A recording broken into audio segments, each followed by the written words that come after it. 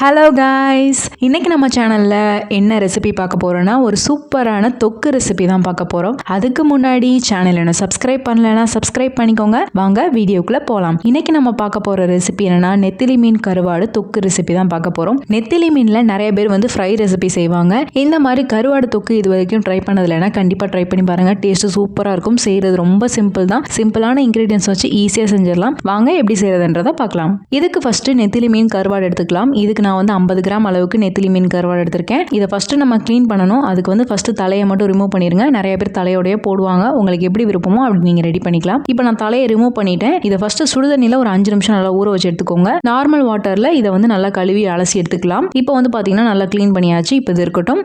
இப்போ stove on பண்ணிவிட்டு ஒரு பேனில் 5 டீஸ்பூன் அளவுக்கு நல்லெண்ணெய் ஆட் பண்ணியிருக்கேன். உங்களுக்கு நல்லெண்ணெய் வேண்டாம்னு நினச்சிங்கன்னா நீங்கள் தேங்காய் எண்ணெய் ஆட் பண்ணிக்கலாம். டேஸ்ட் நல்லாயிருக்கும். இப்போ எண்ணெய் ஆட் பண்ணிவிட்டு நம்ம கழுவி வச்சுருக்க கருவாடு ஆட் பண்ணிக்கலாம். நான் நிறைய எண்ணெய் ஆட் பண்ணலை. ஸோ ஷாலோ ஃப்ரை தான் பண்ணியிருக்கேன். உங்களுக்கு நிறைய எண்ணெய் வேணும்னா நீங்கள் எண்ணெய் ஆட் பண்ணிக்கலாம். இப்போ இதில் அரை டீஸ்பூன் அளவுக்கு மஞ்சள் தூள் ஆட் பண்ணியிருக்கேன். உப்பு ஆட் பண்ணலை, ஏன்னா ஆல்ரெடி கருவாடில் உப்பு இருக்கும். ஸோ நான் உப்பு ஆட் பண்ணலை. இது எல்லாத்தையுமே சேர்த்து நல்லா ஃப்ரை பண்ணிவிட்டு கருவாடை நல்லா ஃப்ரை ஆன பின்னாடி இதை ஒரு பிளேட்டில் ட்ரான்ஸ்ஃபர் பண்ணி வச்சுக்கோங்க. இப்போ அதே பேனில் 3 டீஸ்பூன் அளவுக்கு நல்லெண்ணெய் திரும்பி ஆட் பண்ணிட்டு 1 கப் அளவுக்கு சின்ன வெங்காயம் இல்லைன்னா பெரிய வெங்காயம், மோஸ்ட்லி சின்ன வெங்காயம் ஆட் பண்ணிக்கோங்க. அப்படின்னா தான் டேஸ்ட் நல்லா இருக்கும். 1 கப்புன்றது 100 கிராம் அளவுக்கு நான் ஆட் பண்ணியிருக்கேன். அதுக்கப்புறம் 2 3 பச்சை மிளகாய் ஆட் பண்ணிக்கலாம். உங்க காரத்துக்கு ஏற்ப நீங்க ஆட் பண்ணிக்கோங்க. இப்போ கொஞ்சமா கருவேப்பிலை ஆட் பண்ணிட்டு நல்லா வதக்கிக்கோங்க. வெங்காயம் நல்லா கண்ணாடி பதம் வந்த பின்னாடி 1 டேபிள் ஸ்பூன் அளவுக்கு இஞ்சி பூண்டு பேஸ்ட் ஆட் பண்ணிக்கலாம். ஆட் பண்ணிட்டு நல்லா பச்சை வாசனை போற அளவுக்கு நல்லா வதக்கி எடுத்துக்கோங்க. நிறைய பேர் இஞ்சி ஆட் பண்ண மாட்டாங்க. உங்களுக்கு வேண்டாம்னா நீங்க ஸ்கிப் பண்ணிட்டு வெறும் பூண்டை மட்டும் தட்டி இல்லைன்னா இடிச்சு ஆட் பண்ணிக்கோங்க. இப்போ ஒரு பெரிய சைஸ் அளவுக்கு தக்காளி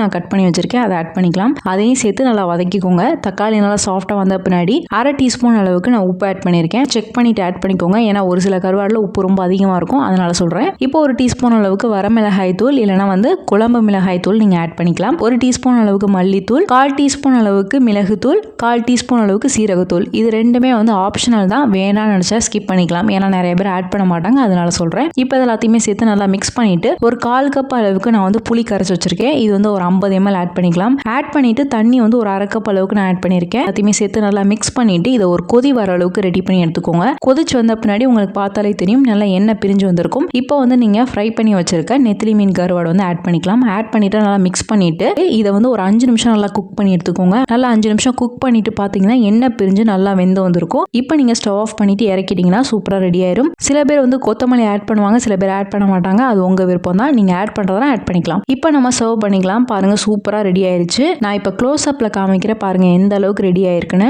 இதை நீங்க சுடு சாதத்துல வச்சு சாப்பிட்டு பாருங்க. அவ்வளோ டேஸ்டா இருக்கும். ஒரு டைம் நீங்க இதை ட்ரை பண்ணி பாருங்க. அடிக்கடி நீங்க செய்வீங்க. டேஸ்ட் சூப்பரா இருக்கும். ஸோ நீங்களும் ட்ரை பண்ணி பார்த்துட்டு எப்படி வந்திருக்குன்னு எனக்கு ஃபீட்பேக் கமெண்ட்ஸா சொல்லுங்க. இந்த ரெசிபி உங்களுக்கு பிடிச்சிருக்கும்னு நினைக்கிறேன். பிடிச்சிருந்தா லைக் பண்ணுங்க, ஷேர் பண்ணுங்க, கமெண்ட் பண்ணுங்க. மறக்காம சேனலை சப்ஸ்கிரைப் பண்ணுங்க. இன்னொரு வீடியோல பார்க்குறேன். பாய்.